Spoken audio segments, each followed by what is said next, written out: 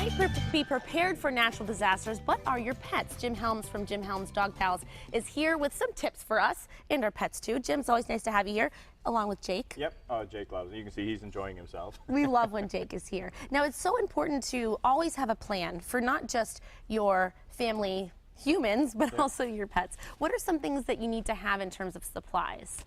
And a very minimum. You want to have a minimum of a 3-day supply of anything that you're going to need to take care of your dog.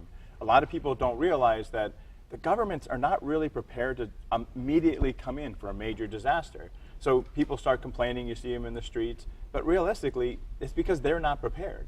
So if you're prepared for your pet, then you're more likely going to be able to manage a lot better. Right. So things like you want to actually have some way of protecting your pet. I mean, if your house is damaged and your walls are gone, all right, have a crate. I mean, as simple as be, something you can protect your dog. But you're going to want to have extra food, extra water. And a lot of times, like on that tornado we had in Springfield, nobody expected that and planned and got extra water. But you can actually buy water packets that can actually last for 5 years. So you can actually, even if you only store a little bit, you've got a couple days worth of extra water so that you can actually give something to your pet. But you're going to have extra leashes, extra collars. Make sure you've got medications on hand if your dog takes a medication. And so that you're ready for when something happens. Right, and you also obviously want to have that ID tag on your animal, so if they do happen to get separated from you, and also a picture of you with your pet so that you can have that as an identifying. That's actually more important. And the reason I say that, if your dog gets loose, I mean, I hate to say it, dogs do get stolen, and a lot of times when they get stolen, they're actually being used as bait dogs. People don't understand that. So if they steal your dog and you got somebody doing dog fighting, they will take that dog that they've got and actually use them as a fighting dog, as a bait dog. And so I tell that to people, say, look, this is why it's so important. People think, oh, I'll get my dog back, but it's not the case. Yeah. And microchipping is better than having ID tags on too. Of course, yes. And so if you microchip, make sure it goes to the corporate office so somebody can actually find you. and it's so important, and hopefully this will never have to all be put into use, but then if you do need it, you have it. Where do you suggest storing it in your home, in a bucket all together in one place? You really, the preferred thing, especially if you live in a flood zone, is storing it in some sort of container that actually floats, and it should be watertight.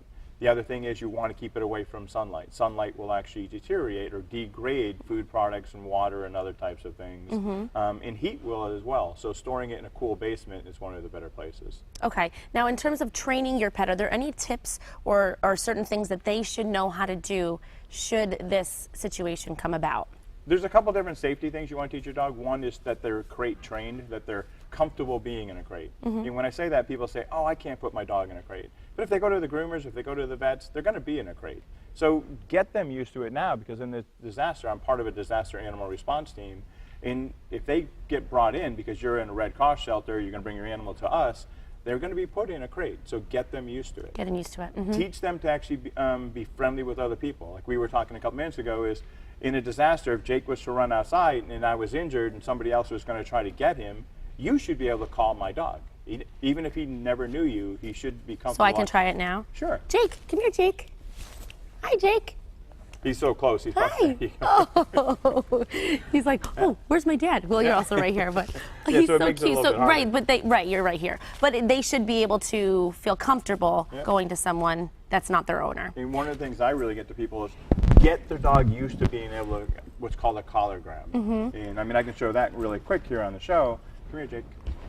See if I can get you a little bit better. So all we're going to do is I'm going to have some food here. I'm going to give this food to Jake as I grab his collar. So it's really easy to teach because the dog likes this. And again, the reason we want to teach this is if he was running the streets, how are you going to grab him? You're going to go for that collar. Of course, yeah. Some dogs don't like that and will actually bite the person trying to save them. Something I would not, well, that's a great tip, especially for me and my dog. So that's great, Jim. And this is great advice. Of course, we don't have a whole lot of time right now to talk about it, but there will be a free 2-hour pet preparedness course at Dakin Humane Society that you'll cover a lot more information at. Yeah. And I'm actually looking forward to it. It's a national program, and I'm actually one of the first people in the country teaching this, so I'm really excited about doing it. That's great, Jim. And now you're a master trainer. Congrats on that. And we love having you. And again, that's on Monday, December 9th at 6 p.m. at Dakin Humane Society, and it's a pet preparedness class. So make sure you call for more information. There's also the Saturday before that, which is this coming Saturday, December 7th. There'll be a pet first aid course at Dakin as well. Thank you, yeah. And the pet first aid is really important. one of the things we'll teach is actually what's called the snout to tail. It's one of the most important things you'll ever learn about your dog. Well, there's so much information that you can learn, and this is a great start. Thanks for being here, for telling everyone what they can do, Thank and you. for bringing Jake, too. Good job, Jake. Thanks, Jim. Still ahead.